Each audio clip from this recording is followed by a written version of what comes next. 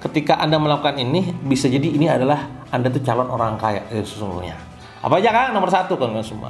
Nah, memang saya pribadi tidak investasi di ranah yang sifatnya tuh yang goib gitu ya, yang goib tuh pasar uang gitu ya, yang memang umum gitu. Tapi kebanyakan di sektor real. Kenapa? Karena saya pengen putarannya ada. Saya pribadi mempraktekannya sejak 12 tahun yang lalu. Dan di izin Allah kalau semua hari ini saya mendapatkan apa yang saya inginkan.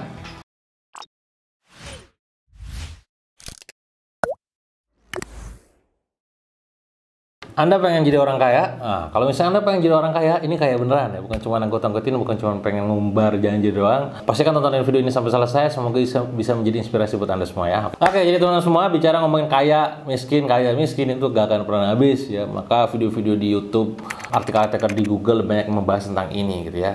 Saking banyaknya ya menjadi kata kunci yang cukup dicari banyak orang. Sehingga saya pun sekarang terpanggil untuk menceritakan ini kepada Anda. Jadi gini teman-teman semua. Kalau bicara masalah kaya dan miskin, sejatinya saya perlu menggarisbawahi dulu bahwa sesungguhnya kaya dan miskin itu kesepakatan. Kesepakatan apa? Orang ada yang mengatakan bahwa kaya itu adalah ketika punya penghasilan di angka sekian misalkan. Atau misalkan ketika dia bisa menjadi sebuah nasabah priority di sebuah bank. Atau bahkan ketika yang mendefinisikan bahwa ketika punya passive income yang bisa menghidupi dia tanpa dia harus bekerja. Atau bahkan kalau misalnya kita cari Al-Quran, buka Al-Quran kita sebagai seorang muslim, ternyata bahasanya bukan soal tentang kaya dan miskin, tapi tentang cukup bahasanya. Bahkan di ayat yang lain tentang bagaimana kita lapang dan sempit. Apa itu artinya? Orang kaya bisa saja dia sempit kalau dia pelit. Orang miskin bisa jadi dia lapang kalau dia dermawan. Nah, ini macam-macam definisinya. Tapi yang ingin saya sampaikan di video kali ini adalah bagaimana Anda mendapatkan sebuah titel orang kaya, the real kaya, rich man gitu ya. Orang kaya beneran gitu ya. Yang mungkin punya kekayaan setiap bulannya tuh penghasilan di atas 100 juta rupiah, bahkan di angka 1 miliar rupiah, dalam setahunnya juga di angka miliaran rupiah. Dan itu nyata, gak cuma omong kosong belaka. Di poin kali ini, di video kali ini saya ingin menyampaikan ciri-cirinya. Karena gini, kalau Anda pengen benchmarking orang sukses, kalau Anda pengen modeling orang sukses, tugas Anda sebenarnya adalah melakukan 3 hal. Pertama adalah Anda harus bisa melihat apa yang tidak terlihat. Bahasa lainnya adalah tersirat.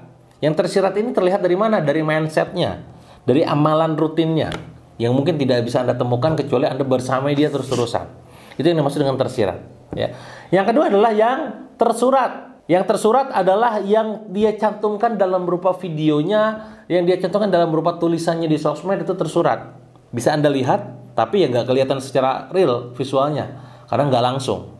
Maka tersurat dalam bentuk tulisan juga video. Yang ketiga adalah terlihat. Nah, ini jenis bisnis yang memang dia jalankan. Ada yang bisnisnya tuh kayak lewat properti, ada yang kayak lewat teknologi, ada yang kayak lewat fashion, retail, ada yang kayak lewat diversifikasi. Ada yang fokus bisnis satu digedein kaya, ada yang macam-macam bisnisnya kaya, macam-macam.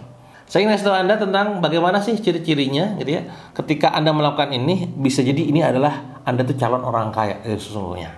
Apa aja kan? Nomor satu kan semua. Kebiasaan orang kaya biasanya adalah mereka menghindari hutang. Khususnya hutang yang berhubungan dengan kepentingan pribadi atau sifatnya itu konsumtif. Sekali lagi, saya tidak mengharamkan hutang kawan-kawan semua. Ya, yang haram itu riba. Dalam Al-Quran begitu. Wa ahalallahu al-bai'a wa harrama riba. Allah menghalalkan jual beli dan mengharamkan riba. Jadi hutang boleh gak? Boleh. Asalkan tadi gak ada ribanya, poinnya itu. Tapi di titik tertentu kawan-kawan semua, saya perlu menggarisbawahi juga bahwa hutang ternyata ada sebuah perbudakan. Debt is slavery. Ketika Anda berhasil untuk membayar utang Anda katakanlah sebelum 10 juta, lalu Anda lunas, tiba-tiba entah kenapa mental bawah sadar Anda tiba-tiba, oh kayaknya gue ngutang 20 juta bisa deh, kemarin juga 10 juta selesai gitu kan. Nah itu kayak begitu. Dan seterusnya. Nah ternyata kawan-kawan semua ya, yang menarik adalah sebuah data menunjukkan bahwa 57% orang kaya gak punya utang yang berhubungan dengan rumah tangganya. Apa itu artinya kawan-kawan semua?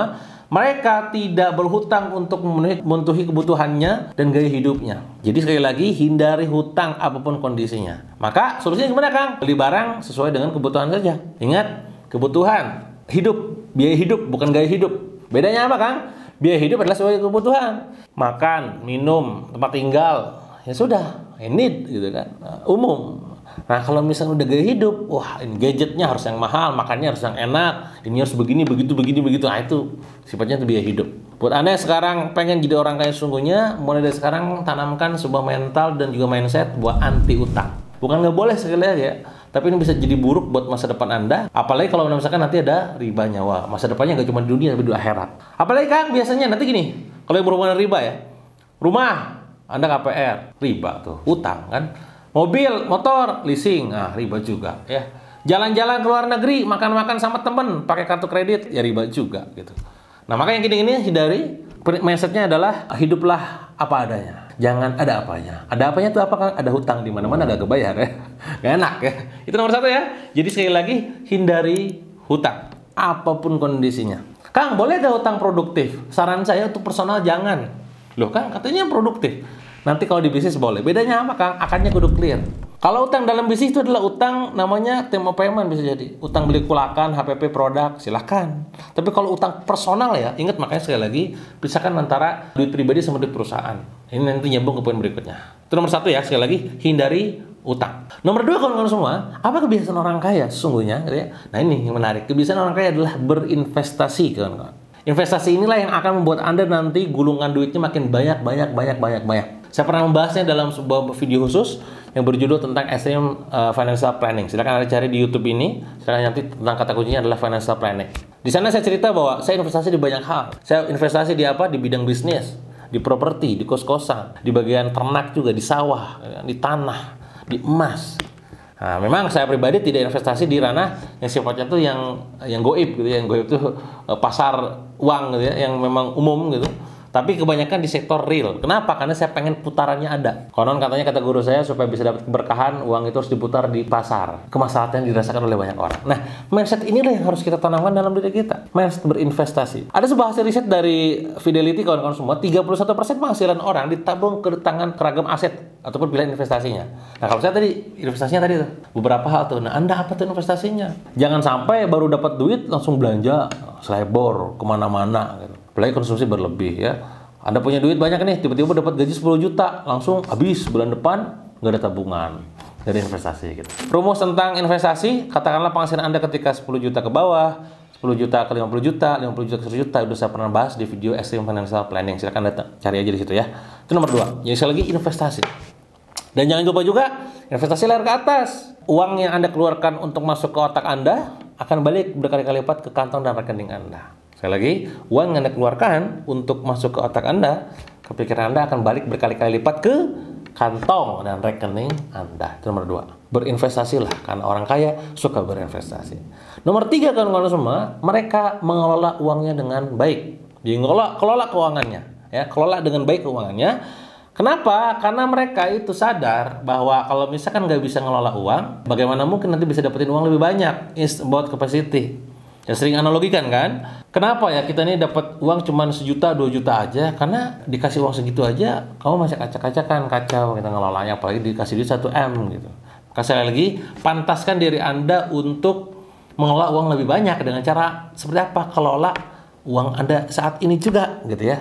Rutin pantau laporan keuangan Anda setiap bulan. Saya punya catatan berapa revenue saya dari sini, berapa income-nya, berapa revenue profit share-nya gitu kan. Dan pengeluaran saya catat secara rutin tuh, secara disiplin pokoknya. Pokoknya ada alokasi khusus tuh ya, berapa persen untuk giving. Nah, kalau saya biasa 4. Kalau Anda ngikutin Usman tuh pakai sepertiga untuk dinikmatin, sepertiga untuk diputerin itu ke bisnis, sepertiga untuk disedekahin. Kalau saya bisa pakai 4 istilah.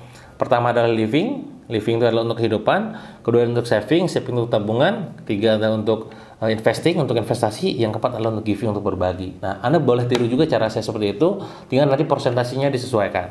Awal-awal mungkin living Anda bisa jadi 50% atau mungkin 35%. Lama-lama makin turun nih 5%, 50, 35, 30, 25, 20, 10 misalkan. Ketika income Anda makin besar, otomatis living Anda nanti bisa lebih rendah kan? Karena presentasi kan. Income Anda 1 M, living cukup 10% udah 100 juta ya. Benar gak?